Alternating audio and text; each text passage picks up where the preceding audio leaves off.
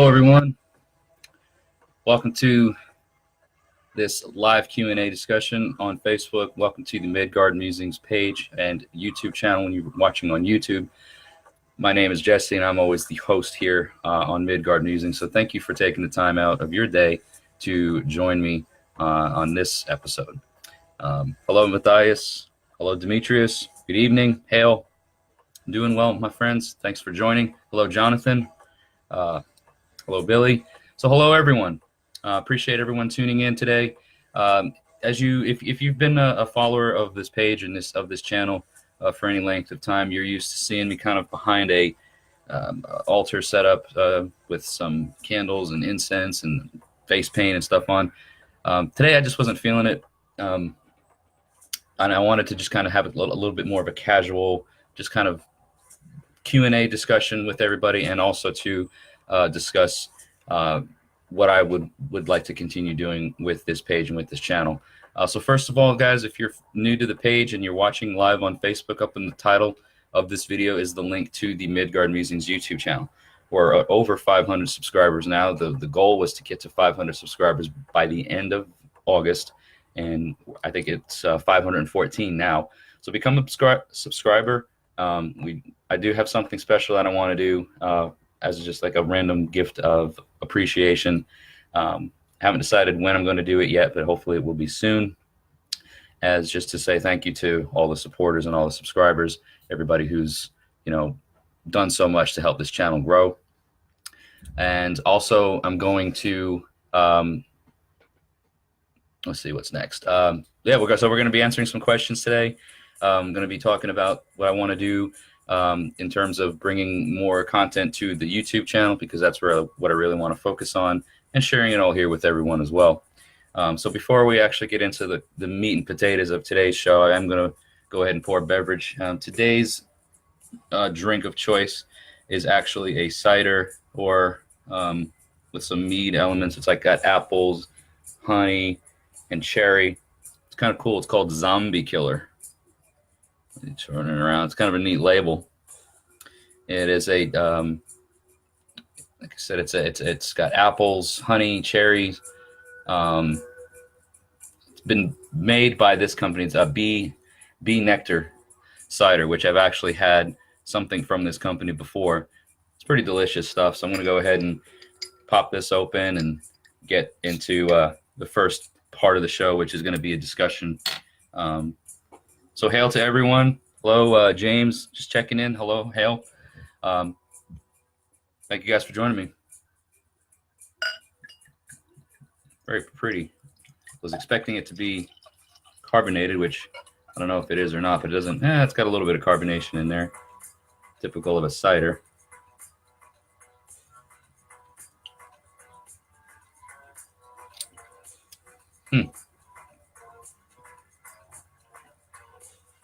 That is good. It's not really actually, it's not really fizzy at all. Come to think of it, you see a little bit of bubbles in there, but it's not really fizzy at all. Really fresh though. You taste the honey, you taste the cherries. Well done, Bee Nectar Company. All right. If you guys like ciders and meads, or like a chilled cider or a chilled mead, keep your eyes open for that in your local beer or liquor store. All right, so one of the first things I wanted to, Matthias, I see your comment here. Picking up a ale called Dragon's Milk. Very nice, roasted, creamy, heavy notes of vanilla. Awesome. I might have to look into that and check that out. I'm always looking into new brews and new ales, or new anything really to try beverage-wise. So I'll definitely keep an eye out for that in my local stores. But one of the first things I wanted to talk about today, guys, is if you were here live last week and you were in the live show last week, we started, or it was going to be a 12-week long series covering some things in a book that I feel is very important for heathens to become familiar with, and it's called We Are Our Deeds. It's a book by Eric Wodening, put out by a publishing company out of Maryland. I think it's I have it right here. It's actually the White Marsh Press. It's basically a book that covers the kind of the historical and linguistics side of old elder heathen ethics, um, what words meant to them, and how those words kind of covered and encompassed the worldview for heathens, all those hundreds and even thousands of years ago. But so we were talking about what we were going to be discussing was the sort of sets. I don't want to say sets, but some points that were brought up in that book that are referred to as thews, or laws or virtues in modern English. But thews are basically the sets of ethics, if you will, that were important to the elder heathen. And it was put up on YouTube. It was shared here on the page, and got some feedback on it. Actually, some really kind of harsh constructive criticism, if you will. Some things that for a lot of people may have given them, may have hurt their feelings. But I'm not like that. I can take constructive criticism pretty well, especially if it's not just somebody trying to troll me or somebody trying to say, you know what, I don't like it because I just don't like it. If they actually have good points to bring up, I'm very willing to take those things. And one of the things that came up was the view that I had, or the understanding that I had, or didn't have, or the lack thereof, of what the heathen worldview is, or was, or is, and just some of the things that I had said in the video that just were purely just simply not true. And it was given, and it was delivered to me in a very constructive way, and it was delivered to me in a very well put way. And so I decided to remove the video from YouTube, because the last thing that I want to do with these types of discussions and these types of broadcasts is put any kind of misinformation out there. Now, I know that there's a lot of things about heathenry that, we all have our own views on. We all have our own approach to things. There's really no, you're doing it wrong sort of approach. There's plenty of people out here who try to tell others that they're doing it wrong based on whatever. But point of the fact is there's a lot of information that's been lost over time. There's not a whole lot of there's enough stuff written down in lore and in sagas and in old texts that we can kind of get an idea on how heathens lived or practiced their folk view in that region. But there's not a whole lot much more than just that lore and sagas, mythology, things of that nature. So how we practice heathenry today is first for some what we're going to call hardcore reconstructionists, people who take the old and try to reconstruct it today while maintaining the truth of the historical aspects of it. Then you have some people that are just kind of a little bit more flighty in their practice. They maybe take the mythology to a more of a literal sense of how the gods are and so on and so forth. Then there's people that are kind of in between on either side. That's really just up to each individual. It's how you decide or how you want to practice. But in terms of what the worldview is, and in terms of what these thews and things are, these are things that have been historically preserved.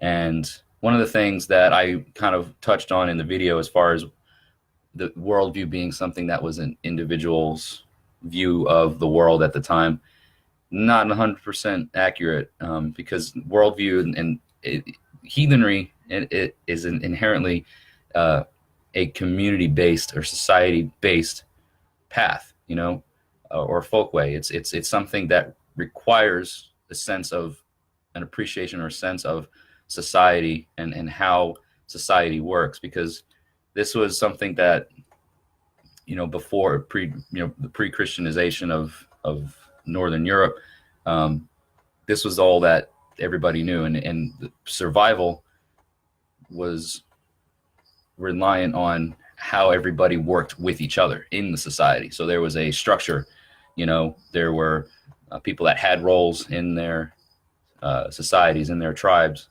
And so the sense of that is really what I was missing in my points in the video. I was talking about it as like, well, this is what an individual would think. It's not really the case. Yes, it was, because the individuals were part of society. So, and then some of the things that I was talking about in terms of what the thews meant. We were starting to go into 12 different thews, which Eric Wodening wrote down in his book. But again, the thews, which is something that I really didn't touch upon too much, were things that were set by the leaders of the tribe, and by whether it's the chieftains or the whatever the names of the leaders were. So this tribe's set of thews could be totally different or similar in some ways, but there was no one set of just, okay, you're a heathen now, and here are your guidelines, and here are your rules to how to be one. You know what I'm saying? It's not really how it worked. It was the thews that were set were for the benefit of the tribe and for the benefit of its people, for their survival. So things like busyness and industriousness, which is basically the same thing, courage, trust, being able to pull your weight for the community and do things that were, going to not only help yourself, but it was really meant to help everyone and be a help to the community, because that's how people survived. If it obviously it's going to help you as you grow, but the whole point of it was that I was delivering something that could have been taken by people who are maybe new to heathenry, and then taken as fact, or taken as accurate information. And whether I want to or not, being in this sort of position, and in terms of putting myself out here on the internet in this video format, so on and so forth, people will take these things, especially newbies, if you will, and they may run with it, and they may say, well, this guy knows what he's talking about because he seems to have an understanding, whatever. We're all students. I'm still a student. We're all students at various levels in this path. So we're all learning things as we go. I'm not a teacher. Let me just put that out there. I do not consider myself a teacher or an authority on really anything when it comes to heathenry right now. I started this channel, I started this page in an attempt to kind of bring my insight on things. When it's what it started with was reading of the Havamal and having a discussion and talking about the stanzas in the Havamal, which was great, because some things can be taken in context by somebody that somebody else isn't going to get from a linguistic standpoint. And there's a few different translations of the Havamal, so that things said in one version may come across as different as said in another. But it's great to have that sort of feedback when it comes to those things. Never at any point in time have I wanted this to be like, well, guys, get ready to learn a thing or two, because that's not what this is about for me, and it's not what I want it to be considered or viewed as. So anyway, long story short, I decided, and actually it wasn't just a decision of mine, it was a request from the people who are responsible for publishing our deeds, who basically, in no uncertain terms, basically told me to not publish anything else about the book. They didn't want to have what I'm doing associated with them. And I respect that. And they're totally within their right to say that. So it gave me pause, and it gave me kind of a moment to think about, all right, what am I missing? What do I need to learn in this? And I did a lot of reading and a lot of research and stuff in the last week, and on the internet and different sources, learning about heathenry and the sense of community and the sense of how important the tribe is, however big or small it may be. you know. Hello, Chris. Hello, Derek. Everybody that's joined, Patrick. Thank you guys so much for watching today. Right now, we're talking just about some of this past week's events and why the discussion video for the first, what was going to be week 1 of a 12-week series of We Are Our Deeds by Eric Wodening is no longer online. And that's, like I said, basically because, one, the publisher of the book made it known that he didn't want his publication associated with this channel or this page right now, based on the fact that I wasn't bringing things out in a very clear or accurate light. So I learned a thing or two. Actually, I learned a lot of things, and it's going to help me progress and grow to become a better heathen for me, and actually put into practice the things that are important for heathens as a whole. And at this point, guys, I'm opening the floor. If anybody that's watching wants to, throw down some questions, the title of the video does say a live Q&A. So let me answer some questions for you guys. I don't want to ramble on about something that's pretty much already set, but I just wanted to give everyone the benefit of knowing why, if you were going back and looking for that video, why it's not up anymore. That's why. But I do highly encourage you to get a copy of We Are Our Deeds. You can just Google the search for it, and it'll come up. You can buy it online through Lulu. I think it comes in paperback format, which is the one that I have, and it's like $16 or $17. And then there's a shipping cost or whatever. But it's definitely a book that you should all have in your library, because it does cover things that we should all be familiar with in heathenry. Some of the words that after the Christianization of Europe, took a different meaning that before that meant something totally different to the elder heathen. And it helps us understand. It's basically all about just what's good for the tribe, what's good for the community, what's best for that's going to ensure survival, in the community. It is a great read, Billy. It's not very long. Like I can show you here, it's in terms of its thickness, you got a pretty thin book. All total, you're looking at, about 100 pages. So it wouldn't take you long to read it, even if you're a slow reader, even if you're not very big into reading. It is not available. I know some people were talking last week for audiobook format. It is not available in audiobook format, but again, it's not a big read. It's not a long read. You can sit down and in a couple of hours, knock it out. So I'm definitely going to keep referring back to it and reading it some more, because I have read it once or twice. Actually, I've read it once and then not fully the second time. I just kind of stopped and hit midway or whatever. But it is something that I'm going to pick back up again and get more familiar with and help try to work it into my practices, because, again, has a lot of historical, linguistical things that we should all become familiar with. Jonathan, what are some of my favorite books and references on heathenry? I haven't gotten into a whole lot of exterior authors outside of just some of the old texts, the Eddas, some of the old sagas of the Icelanders.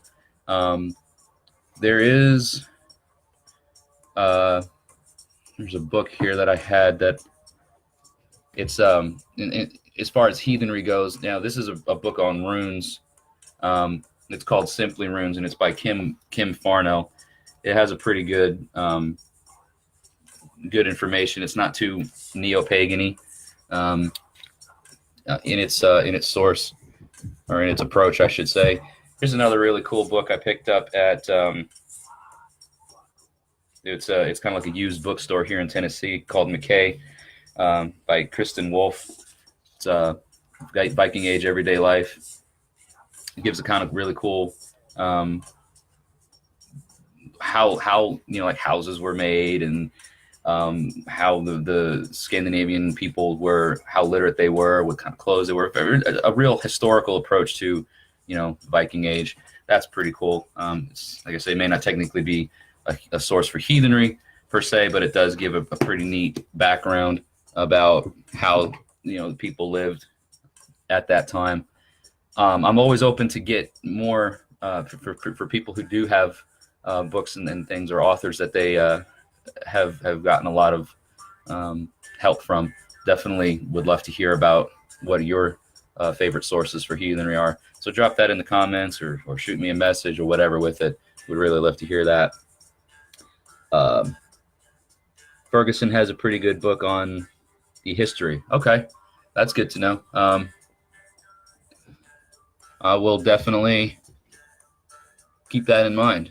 If you have a book that is, Billy, if you're talking about Ferguson, if you have a book that's that comes to mind or that you have that I should check out, definitely let me know. Hello, Jacob.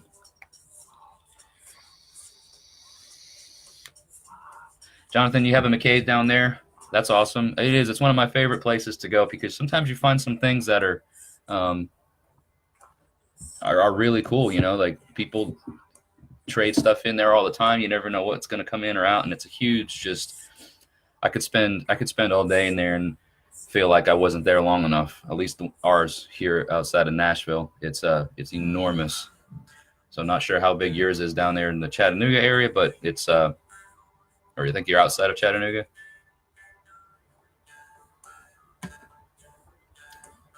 But yeah, it is one of my favorite places to go. Billy says that there's a Fitzhugh, a text level book on the North American exploration of the Vikings. That's pretty cool. You know, I love world history. I love the history of our people. You know, our ancestors and when they left their native lands and came over to the Americas and discovered new lands and met new people and new cultures and things like that. It's kind of, I always really enjoyed that subject, so I'll definitely take a look at that. Jacob, you are not kind of late. We're still doing this Q&A thing, so thanks for joining. Asking me what's my opinion of Diane Paxton. It's funny you should say that because I have not in here in my room, but I do have a book of hers, just a book of runes, which I still use a little bit, but to me, her approach to Norse magic or Norse shamanism or whatever, it seems a bit Wicca-true, if you will. Which again, to me, it may not be my particular approach or how I want to approach heathenry for myself. Just because I like to combine a bit of, of the historical, accurate things and things that we do know of how the gods were worshipped and how life was lived, or how the gods were venerated and how things were done, without trying to reconstruct it 100%. So I feel like Diane has some good things to glean from, but I guess I would say that just depending on what your path is and how you want to follow your path in heathenry, if you're trying to stick to a historical approach to it, it's probably not going to be conducive with, or it's not going to they're not going to meet up if you follow too much of Diane's work. But I learned some things about the runes from her writings. So I think in terms of first starting out, trying to get a good idea, a good grasp of rune knowledge. If you're just starting out, she does have a pretty approachable and pretty laid back approach to it. But the runes are something that I don't think necessarily is necessary for heathen practice, because like I said, heathenry is more about or was more about what benefits the community. Now, granted, there were roles in the community for the magic or shamans. Sather was the practice, the Norse magic, if you will, but that usually was dedicated to specific individuals within the community. Wasn't necessarily something that I think, as far as I know from what I've read and learned, historically wasn't something that everybody just picked up runes and decided to cast runes and work with the magic in that way. I think that was something that they actually went to the Volva for, you know. So that's something that if it's something you want to approach in your heathen path, of course we can, you know. But that's something, maybe a video for a different time. Yeah, her writings are interesting. Fenrir as Fenris, yeah, I've heard that too. Talking about Loki at others' homes without permission. Yeah, we're gonna have a video here coming soon wherein I talk a bit about Loki and my feelings on the guy and my opinions on it and his role in our pantheon. So stay tuned for that, because that's going to be a video probably coming up in the next week or so. Artroth, yes, Jonathan, Artroth is great. Second edition has a lot more information about it. I've actually seen some things written from Artroth. And here's something that I actually picked up.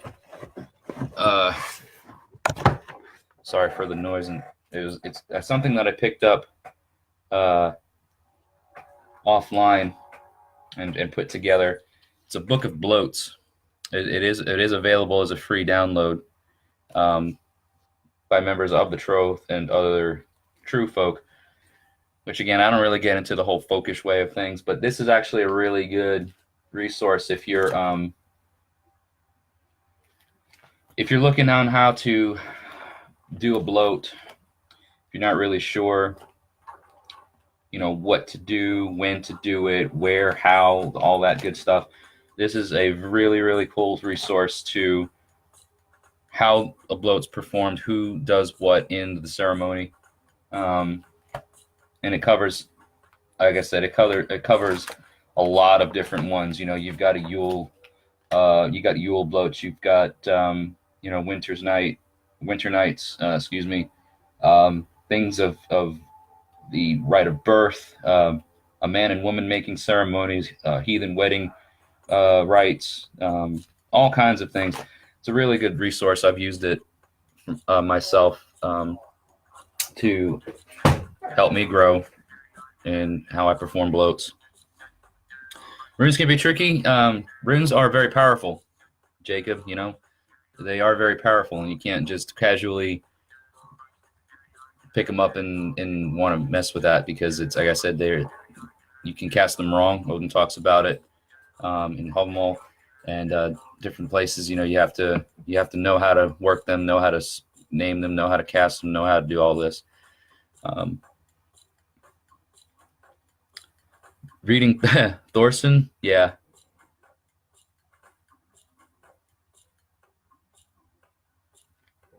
I don't know if I have anything by Thorson,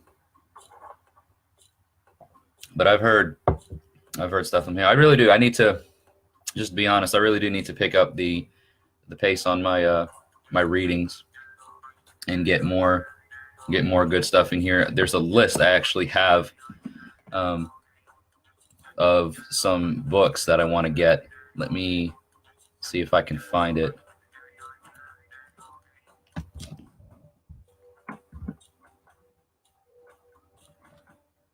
I had it saved somewhere. And if I can find it, I'm going to put it down in the comment section of the video.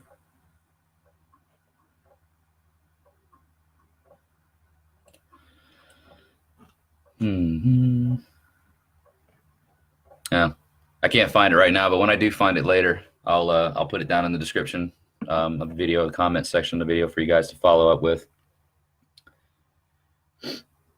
Okay, cool. Food Art is a handbook of rune magic. That's a good one, from what I've heard. I've not, like I said, I've not read it myself, but I've heard good things about it. Rune magic is definitely something that is a journey or a path all in itself, it seems. that journey never ends.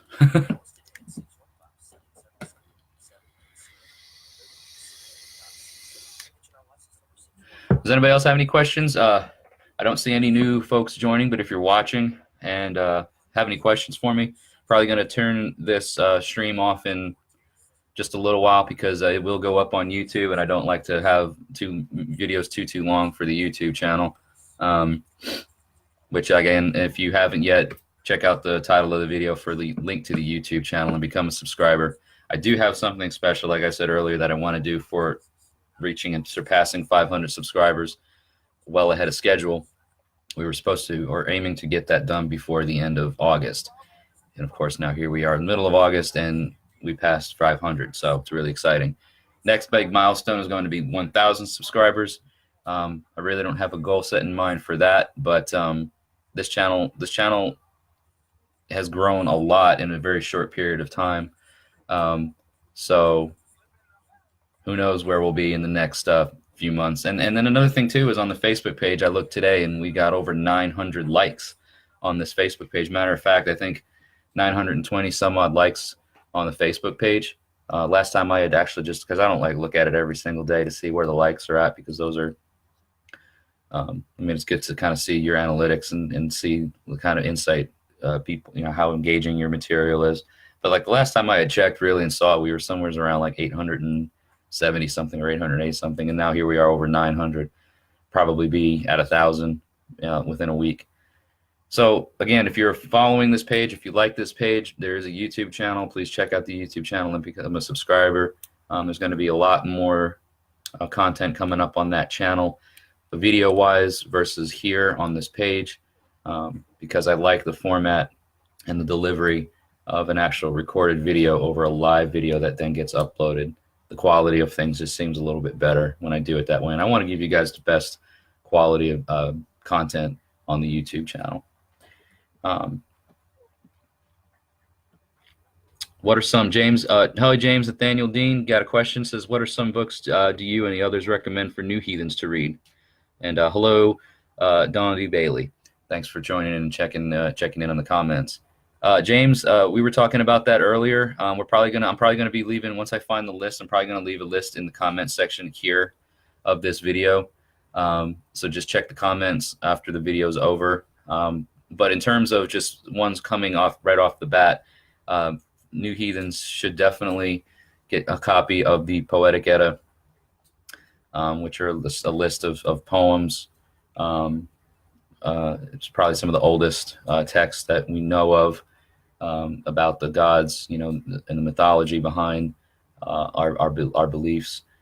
Snorri Sturluson's Prose Edda is a compilation of poems from the Poetic Edda plus some more kind of written out in a more continuous format that would in a prose format, so there's more like continuity to it, whereas the poems in the Poetic Edda are just kind of here, there, and everywhere. Any of the old sagas of the Icelanders,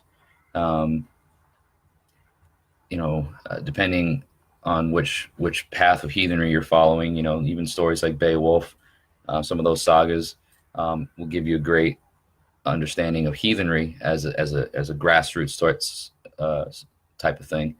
And then just check back through the comments here, because we were talking about earlier about some authors that you may want to check out.